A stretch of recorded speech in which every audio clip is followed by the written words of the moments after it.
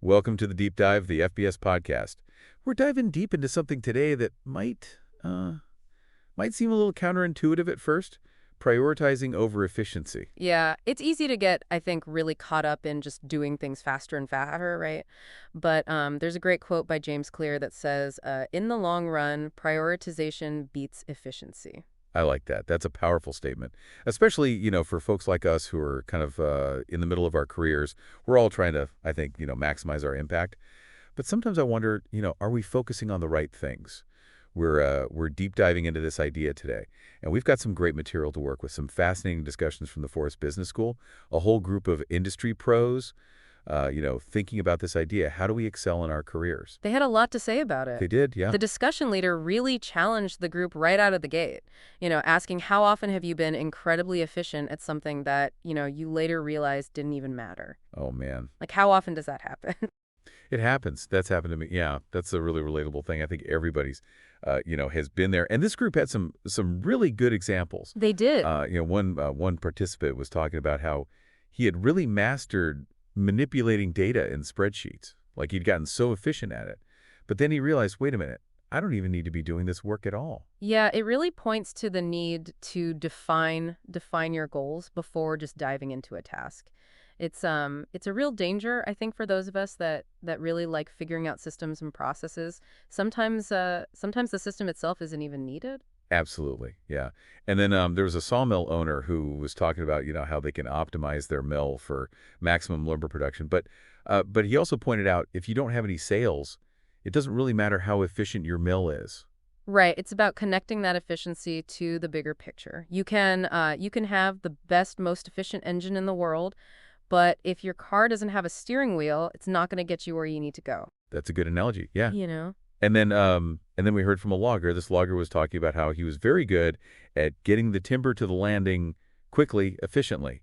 But then, but he realized that speed alone wasn't really the key to success in the forestry business. Yeah, he realized that efficiency without a strategic direction is ultimately meaningless. It's like being a really good archer but not knowing where the target is. Right. It makes me think of that phrase that came up in this discussion, majoring in minor activities. Yeah. It's that feeling of being incredibly busy, but not actually making any real progress towards the things that matter.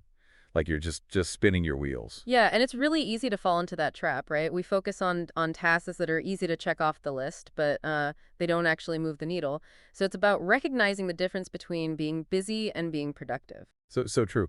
One of the participants in this group, he was talking about how he's transitioning careers, and he was kind of grappling with this idea of figuring out his long-term priorities for this new property that he's managing.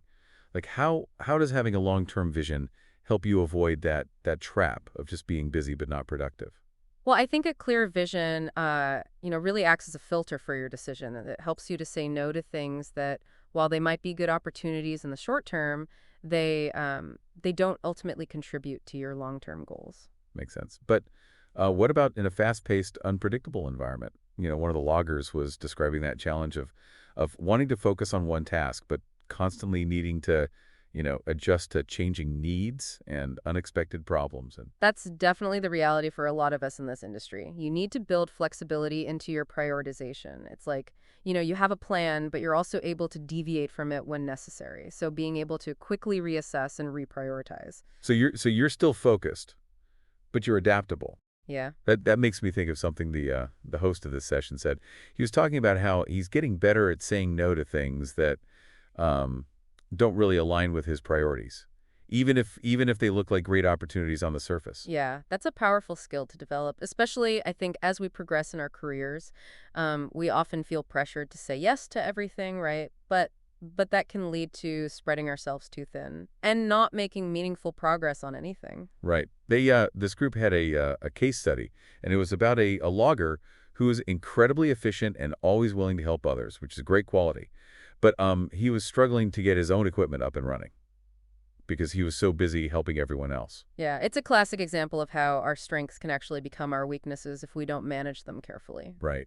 His willingness to help others, while admirable, was actually holding him back from achieving his own goals. So what advice do we have for someone like that? Someone who's great at execution, great at getting things done, but maybe needs a little help with that prioritization piece. Well, I think self-awareness is crucial. He needs to recognize that by constantly saying yes, he's actually preventing himself from reaching his own goals. So he needs to learn to set some boundaries, right? So that he can carve out the time to really focus on his own priorities. It could be a really difficult shift to make, It definitely takes practice, but the ability to say no is really essential for protecting our time and energy, so we can focus on what truly matters. which brings us back to that quote from James Clear. In the long run, prioritization beats efficiency.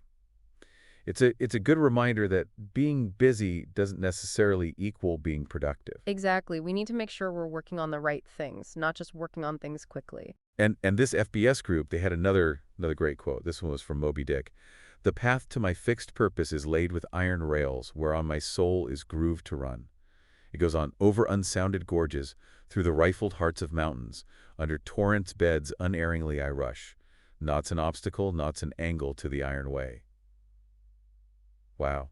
What a powerful image, right? I love how it captures that feeling of having a clear, unwavering purpose. It really makes you think about your own iron rails. What are those things that are so central to your purpose that you won't let anything derail them? And this connects back to the idea of prioritization. Those iron rails are our top priorities, the things we're absolutely committed to achieving.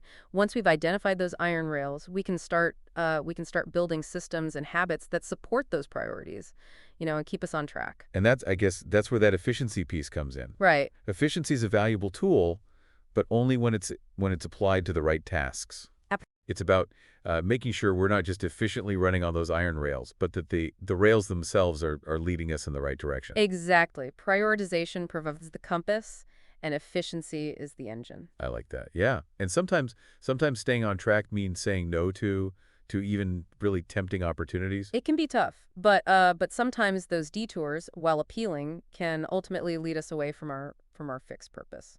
It's been really interesting to look at this idea of prioritization over efficiency through the lens of these FBS conversations. What stood out to you most from those discussions? I think what struck me was how often we get caught up in that day-to-day whirlwind of activity, and we lose sight of what truly matters. It's a good reminder to step back regularly and reassess our priorities. Yeah. It's so easier to fall into that trap of, majoring in minor activities.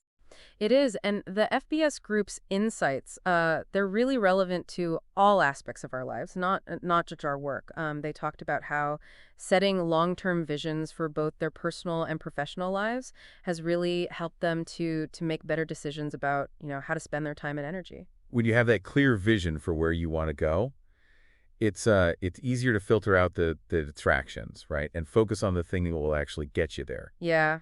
So true. And it's never too late to start prioritizing. Even making small changes can have a big impact.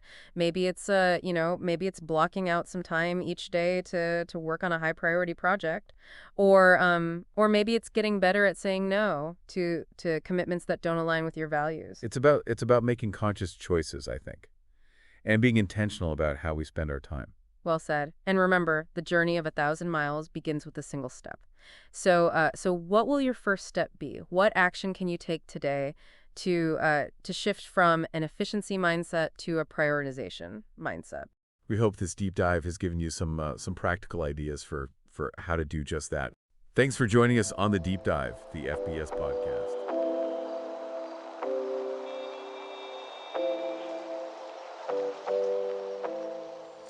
Hey, this is Steve Bick with the Forest Business School. Thanks for listening to the FBS podcast, and I hope you will subscribe. The truth is, these deep dives barely scratch the surface of some of the topics we cover in the Forest Business School programs, and the podcast is a way of reaching a wider audience. Check out my website at vtfbs.com for more information. Reach out if you want to talk about one of the FBS programs or have custom training or project needs that you'd like to discuss. Again, thanks for listening to the FBS podcast.